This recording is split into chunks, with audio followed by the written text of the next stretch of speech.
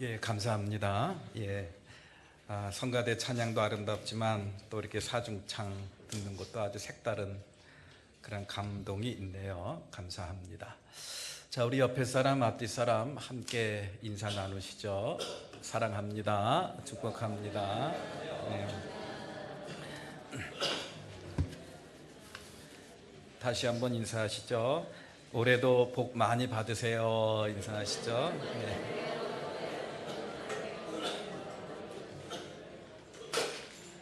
예, 명절 연휴 중이라 몸도 바쁘고 또 몸도 마음도 바쁘고 그러실 텐데 주님 전에 주일 예배 나와서 예배 드리는 모습이 너무 아름답습니다.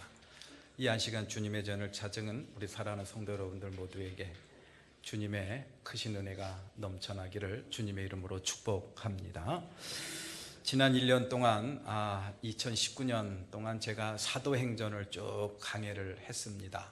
특별한 절기를 제외하고 거의 한 50여 주에 걸쳐서 사도행전을 쭉 강해를 마치고 지난주에 마무리를 했습니다.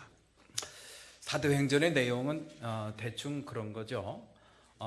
예루살렘을 떠나지 않고 주님의 약속을 기다렸던 주님의 제자들이 오순절 다락방에서 성령 충만함을 받았어요. 그래서 그들이 꼭꼭 걸어 잠그고 숨어있던 그 문을 박차고 나가서 부활하신 우리 예수님을 증거를 했습니다. 예수님은 다시 살아나셨다. 이것이 바로 복음의 시작이었습니다. 그렇게 복음이 시작되면서 복음의 씨가 뿌려지고 또 그곳에서 싹이 나고 결실을 맺은 게 바로 교회였죠. 그렇게 해서 교회가 생겨나게 되었다라는 초대교회 역사를 사도행전 말씀을 통해서 우리가 함께 나누었습니다. 그러한 교회가 이 땅에 세워지기까지 사도 바울의 그러한 생명을 아끼지 않는 그러한 사명감, 그러한 놀라운 그러한 열정, 영혼을 구원하겠다라고 하는 놀라운 열정을 우리가 함께 나누었습니다. 그런데 그 모든 역사 가운데 그 모든 것을 가능했던 하나의 어떤 그런 놀라운 그 존재를 우리가 빼놓을 수가 없죠. 그 존재가 바로 뭡니까? 성령이었습니다. 성령께서 그렇게 하게 하셨고 그 모든 것들이 가능했던 것은 바로 성령의 역사 때문이었다. 그래서 사도행전에 또 다른 별칭이 있는데 그것이 바로 뭐냐 하면요, 성령 행전입니다. 성령 행전.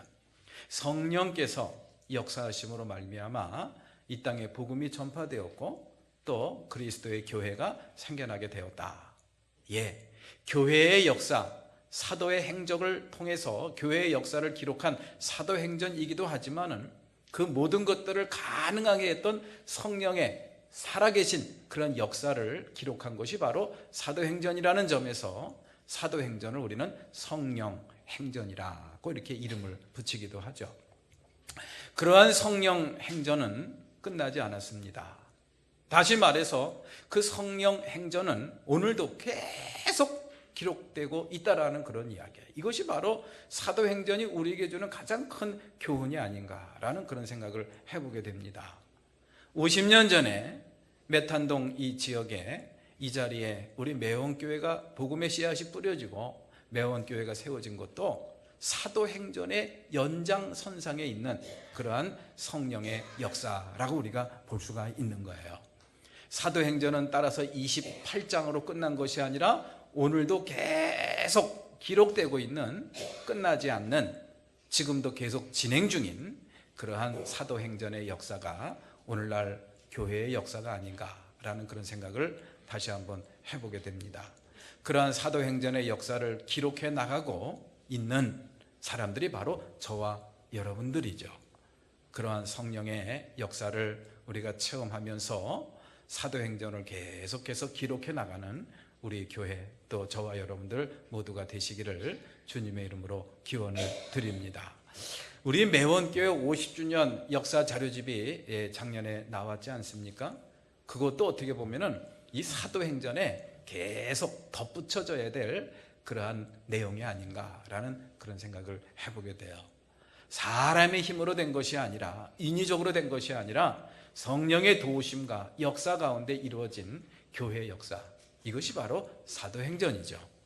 그런 의미에서 우리 매원교회 50년의 역사도 사도행전 28장에 이어서 이어지는 또 다른 사도행전의 한 영역이다, 이렇게 우리가 볼 수가 있습니다. 그러한 심정으로 여러분들 우리 교회의 역사를 바라보시고 또 교회 역사 자료집을 이렇게 바라볼 수 있었으면 좋겠습니다. 자, 이제 사도행전을 다 마치면서 이제 뭘 할까? 그런 생각을 해보게 되었습니다. 시편, 우리 먼저 원로 목사님이신 김진춘 목사님께서 하셨던 대로 시편 강해를 한번 해봤으면 좋겠다라는 생각을 많이 하고 있는데, 요건 제가 좀 마지막에 좀 하려고 뒤로 밀어놨습니다. 아직은 마지막이라고 하기에는 조금 이른 감이 들어서 시편은 조금 뒤로 밀어놓고 그럼 뭘 할까 생각을 하고 또 묵상을 하다가 에베소서가 떠올랐어요. 이 사도행전에서의 어떤 나타난 주제, 다시 말해서 복음의 씨앗이 뿌려지고 이 땅에 교회가 세워지기 시작한 그런 초대교회의 역사, 그런 것들을 우리가 함께 나누었어요. 또 우리 교회가 작년에 창립 50주년을 기념하는 그런 행사를 치르고 지난 50년의 역사에 대해서 우리가 감사하고 되돌이키면서 감사하는 그런 시간을 가지면서 또 우리가 마음에 새로운 마음가짐을 다짐을 하는 그런 시간을 가졌습니다. 이제 50년의 역사를 마무리하고 새롭게 시작하는 50년을 어떻게 우리가 시작을 해야 될 것인가 라는 그런 마음의 생각과 성찰을 갖는 그런 시간을 가졌죠. 다시 말해서 하나님께서 우리에게 주신 이 교회, 신앙 공동체를 어떻게 하면 하나님이 기뻐하시는 교회로 우리가 반드시 세워 나갈 수 있을 것인가. 하나님께서 주신 이 매원 공동체, 매원 교회는, 이 교회는 나에게 어떤 의미가 있는가, 이런 것들을 다시 한번 좀 살펴보고 싶은 그런 마음이 생겼습니다. 이것이 바로 우리 교회 새롭게 시작하는 50년의 새로운 역사와 또 사도행전을 끝내고 난 또 다른 연속되는 주제와 서로 일치가 되는 거예요. 아, 그렇구나. 에베소서를 한번 우리가 나눴으면 좋겠다. 이 에베소서는 바로 그렇게 하나님께서 기뻐하시는 교회, 복음의 씨앗이 떨어져서 그에 대한 결실로 나타난 이 하나님의 교회가 어떻게 하면은 진정한 교회로 세워질 수가 있을 것인가, 하나님이 기뻐하시는 교회가 될 수 있을 것인가, 저와 여러분들이, 이곳에 있는 저와 여러분들이 모두에게 참 아름답고 복된 의미가 부여되는 그러한 신앙의 그런 마음의 고향과 같은 그러한 자리가 될 수 있을 것인가, 이거에 대한 설계도가 바로 에베소서라고 저는 그렇게 생각을 합니다. 건물을 지으려면은 건축 허가를 받아야 되죠. 건축 허가를 받는 데 있어서 제일 중요한 게 바로 뭐냐면 설계도입니다. 이 건물을 어떻게 지을 거냐에 대한 설계도를 갖다 내야 그 설계도를 보고서 거기에 부수적인 여러 가지 자료들을 보고서 이제 그 건축 허가를 내주는 거예요. 모든 건물에 있어서 가장 기초는 설계도입니다. 설계도가 없으면 아무것도 할 수가 없어요. 영적인 교회, 믿음의 공동체인, 신앙 공동체인 우리 교회도 마찬가지입니다. 우리 교회가 하나님이 보시기에 기뻐하시고 아름다운 진정한 교회로 거듭나고 또 세워지기 위해서는 그거에 대한 설계도가 필요해요. 하나의 원리가 필요하다는 그런 이야기예요. 건축에서 건축 설계도가 있어야 되듯이 하나님의 교회, 진정한 교회가 되기 위해서는 진정한 교회를 위한 영적인 설계도가 필요하다는 그런 이야기죠. 그 설계도가 뭐냐? 바로 에베소서에 나타난 그런 주제가 아닌가라는 생각을 해보게 되었습니다. 그래서 우리 사랑하는 성도 여러분들, 이 에베소서를 한 2달간에 걸쳐서 이제 함께 나눌 텐데요. 이 에베소서를 통해서 이 매원교회가 나에게 아름다운 그런 복된 그러한 깊은 의미가 주어지는 그런 교회로 여러분들 마음속에 와 닿는 계기가 되었으면 좋겠습니다. 그리고 50주년을 끝내고 이제 새로운 50년을 시작하는 우리 매원교회가 아름다운, 하나님 보시기에 아름다운, 또 하나님이 기뻐하시는 그런 공동체로 반듯하게 세워나갈 수 있는 그 비결이, 그 원리가 무엇인가를 마음 깊이 성찰할 수 있는 그런 계기가 되었으면 좋겠습니다. 이 에베소서에 보면은 오늘 1절부터 3절까지 읽었는데요. 이 에베소서는 옥중서신 중에 하나입니다. 옥중서신이라는 것은 사도 바울이 감옥에서 썼다라는 그런 이야기죠. 감옥에서 쓴 바울 서신을 이 네 가지로 이렇게 분류를 하고 있는데요. 에베소서, 그리고 빌립보서, 그리고 골로새서, 그리고 빌레몬서, 이렇게 네 개의 서신을 우리는 옥중서신이라고 합니다. 이 에베소서는 다른 교회도 마찬가지지만 유독 아주 초라하고 아주 소박한 사람들이 모여서 세운 그런 교회 공동체였습니다. 이 세상 사람들 보기에는 정말 별 일 없는 그런 아주 소박하고 작고 초라한 그런 교회였다라는 그런 이야기예요. 그럼에도 불구하고 그 교회를 향한 하나님의 영광이 얼마나 크고 신비하고 놀라운지 이 사도 바울이 그것을 감옥에서 다시 한번 깨달은 겁니다. 세상 사람들 보기에는 얼마나 초라한지 몰라요. 얼마나 힘이 없는 그런 작고 소박한 단체인지 모릅니다. 그런데 이 사도 바울의 영적인 눈, 믿음의 눈으로 보니까요, 그게 아니에요. 얼마나 놀라운 하나님의 영광이 그곳에 임했는지 이건 말로 표현할 수가 없어요. 그래서 거기에 대한 그런 감격과 감동을 담아서 쓴 편지가 바로 이 에베소서입니다. 여러분들 에베소 교회가 참으로 작고 소박하고 주로 초신자들로 이루어진 교회라고 여러분들 이렇게 낙심하거나 여러분들 실망해서는 절대로 안 됩니다. 그 교회를 향한 하나님의 놀라운 영광, 하나님의 영광이 얼마나 크고 놀라운지 여러분들 아시기를 바랍니다 라는 그런 간절한 염원과 마음을 갖고 이 편지를 썼다라는 그런 이야기예요. 에베소 교회를 향한 하나님의 영광이 얼마나 크고 놀라운지 그거를 깨닫기를 바라는 간절한 마음으로 사도 바울은 감옥에서 이 편지를 썼다는 그런 이야기죠. 그래서 이 감옥에서 쓴 이 편지를 받고서 에베소 교회 교인들은요, 큰 위로를 받았어요. 자신들에게 복음을 전해주고 또 가르침을 줬던 이 사도 바울이 감옥에 들어가서 그 모진 고초를 당하고 언제 죽을지 모르는 그런 위급한 상황이지만은 그들은 이 편지를 보고 하나님의 영광을 다시 한번 깨닫게 되었고 또 그들에게는 말로 닿을 수 없는 위로와 평화를 맛보게 되었다라는 그런 이야기죠.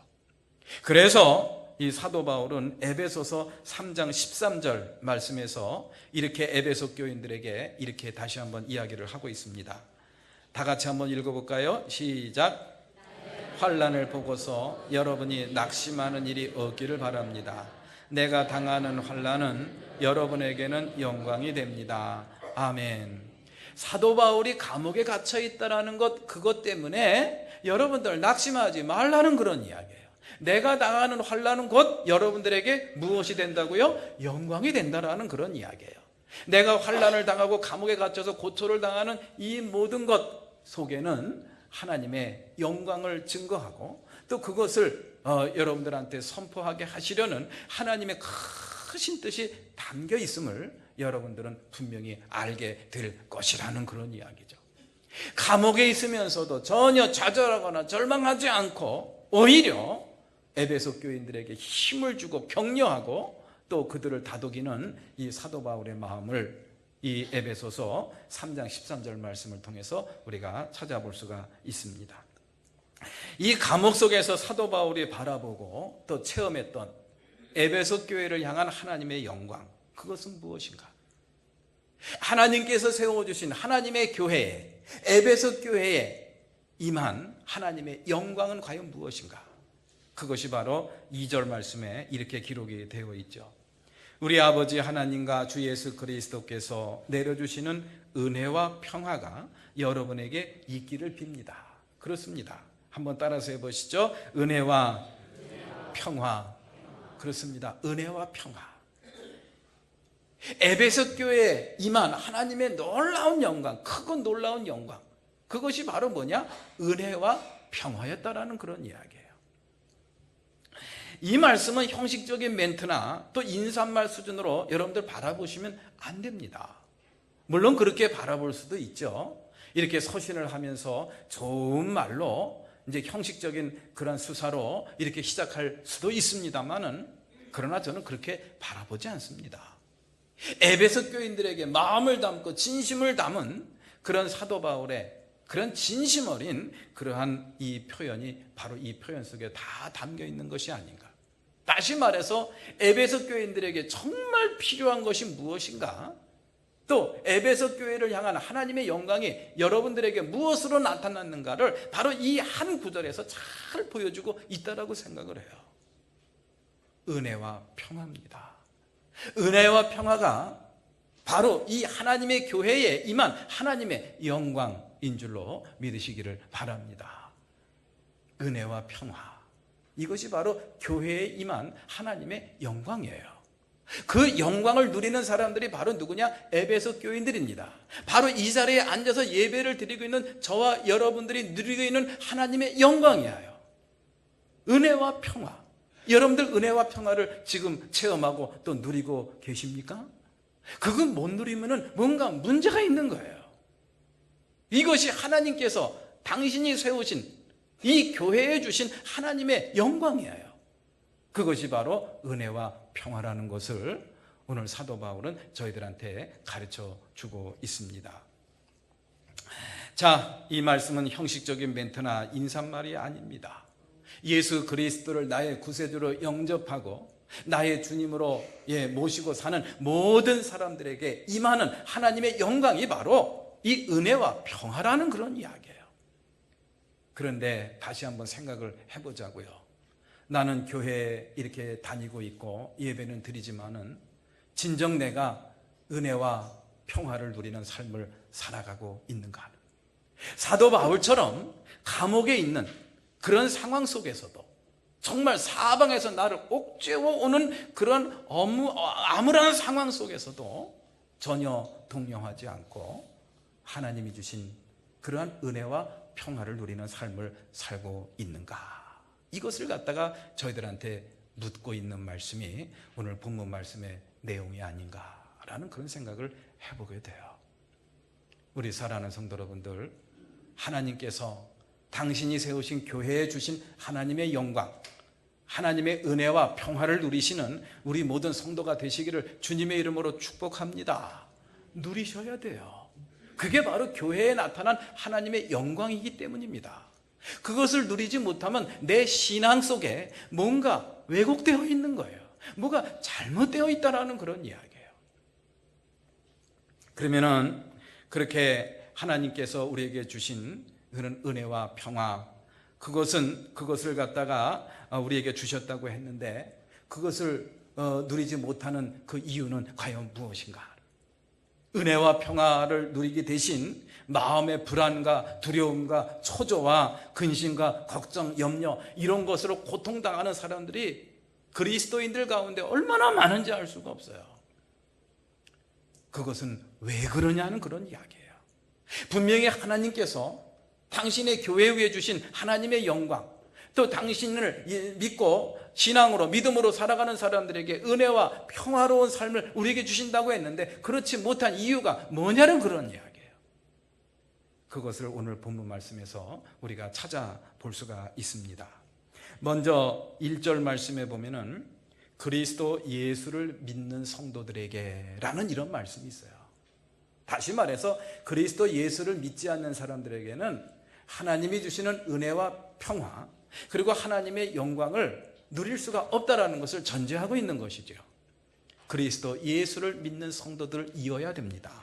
그리고 3절 말씀에 보면은 이렇게 기록이 되어 있죠. 3절 말씀 다 같이 한번 읽어볼까요? 하나님께서는 그리스도 안에서 하늘에 속한 온갖 신령한 복을 우리에게 주셨습니다. 아멘. 하늘에 속한 온갖 신령한 복, 이제 다음 주에 제가 말씀을 나눌 예정인데요. 그것을 주셨는데 어떤 사람들에게 어떤 방식으로 주었느냐? 예수 그리스도를 믿는 자들에게 주셨는데 그것이 누구 안에서 주신 거예요? 그리스도 안에서 주셨다라는 그런 이야기예요. 그리스도 안, in Christ, 예수 그리스도 안에서 그것을 주셨다라는 것이 여러분들 어떤 의미인가 여러분들 깊이 한번 묵상을 해보시기 바랍니다. 나의 삶 속에 하나님의 영광이 드러나지 않고 나의 삶 속에 하나님이 주신 은혜와 평화로운 삶이 드러나지 않는다고 한다면 여기서 이게 뭐가 문제가 된 거예요. 그리스도 안에 머물러 있지 못하다라는 그런 증거입니다. 하나님께서는 저와 여러분들에게 분명히 하나님의 은혜와 평화를 분명히 주시겠다고 했고 하나님의 교회 위에 그런 하나님의 영광을 분명히 약속해 주셨는데 우리 교회 위에 또 나의 삶 속에는 그런 것이 나타나지 않는다고 한다면 문제가 있는데 그 문제가 바로 뭐냐? In Christ, 예수 그리스도 안에서 여기에 뭔가 이제 문제가 생긴 거예요. 그리스도 안에 머물러 있지 않기 때문이 아닌가. 우리 사랑하는 성도 여러분들, 이 세상 살다가 내 마음속에 은혜가 사라지고 평화가 사라지면요 여러분들에게 주어진 주변 상황 바꾸려고 애쓰고 노력하고 허둥대고 수선 피우지 않습니까? 예, 그렇게 하지 마세요. 믿음으로 살아가는 사람은 그렇게 하는 게 아닙니다. 믿음으로 살아가는 사람들에게는 믿음의 원리가 있어요. 믿음의 원리, 그 믿음의 원리대로 해야 됩니다. 세상의 원리대로 하면은 그냥 버둥대다가 그냥 지쳐나가서 떨어질 뿐입니다. 믿음으로 살아가는 사람, 하나님을 믿고 예수 그리스도를 믿는 사람들에게는 믿음의 원리가 있습니다. 그 믿음의 원리라는 게 바로 뭐냐? In Christ, 예수 그리스도 안에 내가 과연 머물러 있는가? 이거를 한번 점검을 해보라는 그런 이야기죠. 여기서 뭔가 삐끗하게 잘못된 거예요. 예수 그리스도 안에라는 이 표현은요 사도 바울이 저희들한테 가르쳐주고 있는 이 아주 신앙의 원리의 아주 핵심적인 원리예요. 믿음으로 살아가는 사람들에게 있어서 예수 그리스도 안이라는 이 표현은 매우 중요한 의미를 포함하고 있습니다. 예수를 믿기는 하는데 교회를 다니긴 다니는데 내 삶 속에 은혜가 나타나지 않고 평화가 없고 메마르고 차디찬 인격과 성품만 그러한 모습만 드러난다고 한다면은 체크를 반드시 해봐야 됩니다. 내가 과연 예수 그리스도 안에 머물고 있는지 아닌지를 체크해 볼 필요가 있다라는 그런 이야기예요.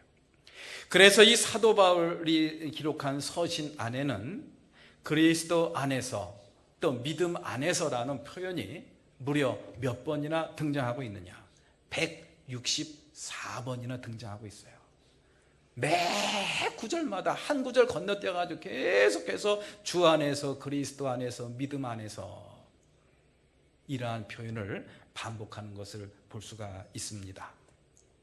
그래서 이것이 바로 우리에게 주시는 사도 바울의 믿음의 원리의 또 믿음의 내용의 핵심이 바로 in Christ, 그리스도 안에서 예수 안에서 믿음 안에서라고 우리가 볼 수가 있는 것이지요. 요한복음 15장 6절 말씀에서도 사도 요한은 저희들에게 그러한 원리를 다시 한번 강조하고 있습니다. 요한복음 15장 6절 말씀을 한번 같이 읽어볼까요? 시작. 사람이 내 안에 머물러 있지 아니하면 그는 쓸모없는 가지처럼 버림을 받아서 말라버린다. 사람들이 그것을 모아다가 불에 던져서 태워버린다. 예, 우리가 예수를 믿는다고 하면서 또 그리스도인으로 살아가면서 또 믿음으로 살아간다고 하면서 우리의 삶의 모습이 쓸모없는 가지가 되어야 되겠습니까? 그건 안 되죠. 많은 결실을 맺는 그런 가지, 그런 풍성한 열매를 맺는 가지가 되어야 됩니다. 그러면은 그 비결이 바로 뭐냐? 바로 내 안에 머물러 있어야 된다.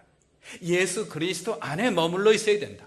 In Christ의 삶의 원리 속에 우리가 머물러 있어야 된다라는 것을 저희들한테 다시 한번 가르쳐 주고 있습니다. 자, 그러면은 다음 시간에도 잠깐 언급을 하겠습니다만은 믿음 안에 머물러 있다라는 거, 그리스도 안에, 주 안에 머물러 있다라는 것은 어떤 의미인가? 또 그 안에 머물러 있지 못해서 우리의 삶 속에 은혜가 나타나지 못하고 하나님의 평화가 나타나지 못하는 그 이유는 과연 무엇인가? 믿으면서도, 믿기는 믿으면서도 알고는 있지만 내가, 내 삶이 그리스도 안에 머물러 있지 못하는 그러한 이유는 과연 무엇인가? 이것을 여러분들 한번 깊이 묵상을 해보시기 바랍니다. 오늘 저는 두 가지만 한번 말씀을 드릴까 합니다. 우리가 그리스도 안에 머물러 있는다는 것, 또 머물러 있지 못하는 그런 삶의 원리들을 우리가 어떻게 극복할 것인가를 저는 한 이야기를 통해서 여러분들한테 소개를 해볼까 합니다. 중국에 그러한 유명한 영국 선교사가 있었어요. 허드슨 테일러라는 그러한 선교사가 있었는데, 이분은 이 1832년에 태어나서 1905년까지 사셨던 영국의 선교사이기도 합니다. 이분이 선교사로 가서 파송을 받아서 이제 영국에서 열심히 선교 활동을 하고 있는데 자기도 모르는 그런 시험이 찾아옵니다. 그래서 불평이 생기고 원망이 생기고 두려움과 염려로 인해서 심각한 그러한 고통에 빠지는 그런 경험을 하게 돼요. 내가 왜 이러지? 내가 왜 이러지? 하면서 그것을 막 극복하려고 노력을 해도 이게 극복이 안 되는 거예요. 점점 고통의 나락 속에, 점점 두려움 속에, 점점 근심과 염려 속에 깊이 빠지고 마는 자기 자신, 허둥대는 자기 자신을 발견을 하게 됩니다. 그러다가 이제 하나님 앞에 작정하고 기도하면서 이제 새로운 그런 하나님의 음성을 듣게 되죠. 그것이 바로 요한복음 15장 5절 말씀이었습니다.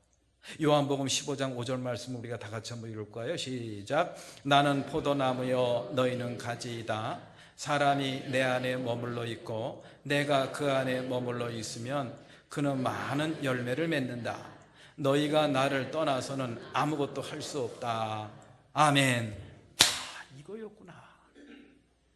주님 안에 머물러 있으면 저절로 되는데 나는 내가 뭔가를 하려고 이렇게 버둥대고 이렇게 그냥 뭔가를 하려고 그렇게 열정적으로 뭔가를 하려고 하다 보니까 사람이 지쳐버리는 거예요. 그래서 이 말씀을 깨닫고 자기의 누이인 아멜리아에게 이런 편지를 씁니다. 이제 나를 고통스럽게 했던 부담과 중압감은 모두 다 사라졌다. 아마도 요즘 며칠이 내 인생에서 가장 행복했던 때였던 것 같다. 내가 눈이 멀었다가 지금은 보는 기분이다. 눈이 멀었다가 지금은 보는 기분이 들더라는 그런 이야기예요. 그렇게 깨달았던 허드슨 테일러 선교사님의 그 깨달음이 과연 무엇인가? 주 안에 머무르는 겁니다. 주 안에 머물러 있으니까 모든 것이 저절로 해결이 되더라는 그런 이야기예요. 내가 뭔가를 하려고 계획하고 노력하고 허둥대다 보면은 점점 고통의 나락 속에 빠져버리는 자기 자신을 발견을 하게 되었지만 이제 주님 안에 머물러 있지 못한 자기 자신을 발견하고 이제 마음을 고쳐 먹으니까 이제 그 모든 것들이 다 해결이 되더라는 그런 이야기죠. 우리 사랑하는 성도 여러분들, 그렇습니다. 신앙의 원리라는 것은 다른 거 없어요. 내가 뭔가를 하려고 노력하고 이루려고 한다는 것은 이 기독교 신앙, 그리스도 신앙, 또 성서적인 그런 가르침 속에서는 그것은 맞지를 않습니다. 가장 중요한 것은 in Christ, 예수 그리스도 안에 머물러 있는 거라는 것을 이 허드슨 테일러는 자신의 삶의 체험 속에서 다시 한번 깨닫게 된 것이죠. 자, 그러면은 저와 여러분들은 어떻게 하겠습니까?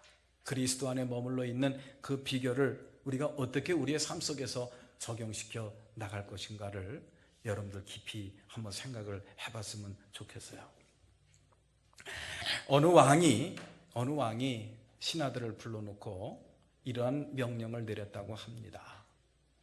내가 가는 길마다 다 전국에 가죽을 깔아라. 왜 그랬을까요?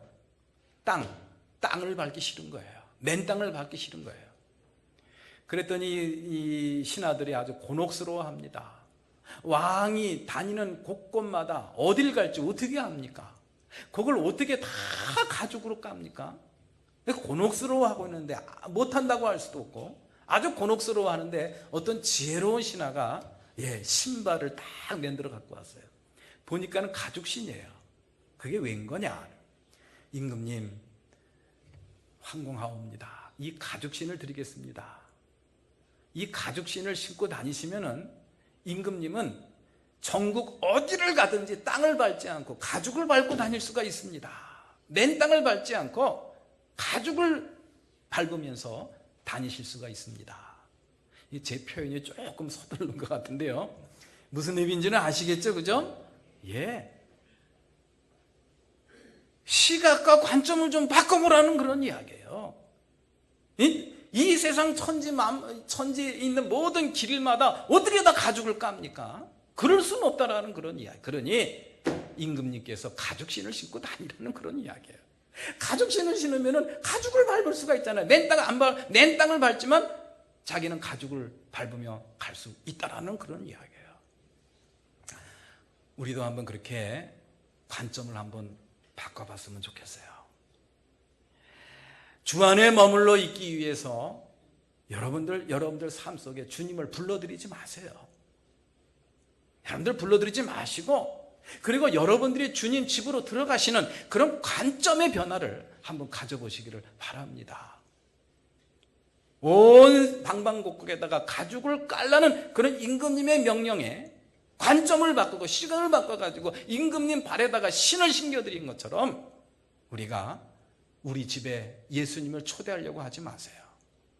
예수님, 나와 함께 주시옵소서. 내 안에 오셔서 나와 동행하여 주시고 나를 인도하시고 돌보아 주시옵소서. 그렇게 하지 마시고 여러분들이 주님의 집으로 들어가시라는 그런 이야기예요. 그러면 거실에 있어도 누구와 함께 있는 거예요?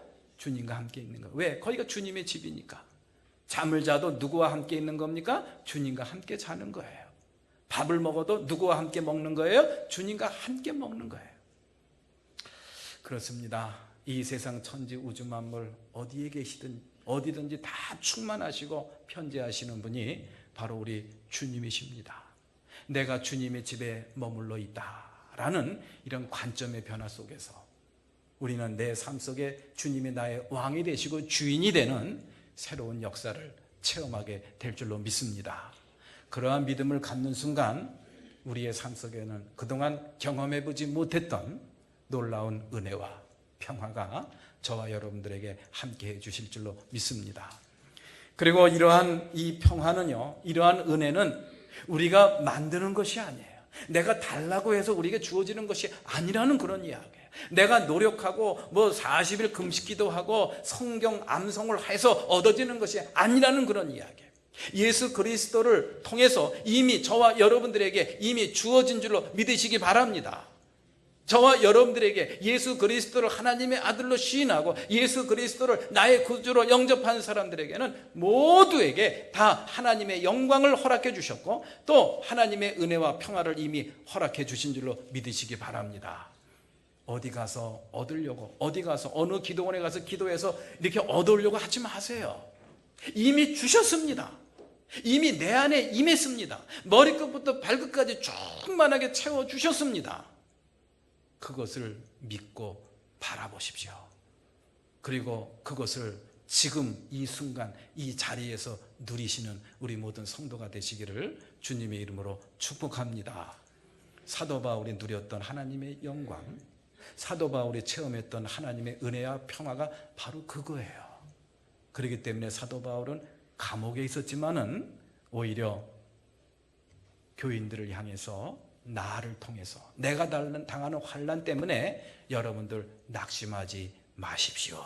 이렇게 위로하고 격려할 수 있는 믿음의 여유와 넉넉함을 지니게 된 줄로 믿습니다.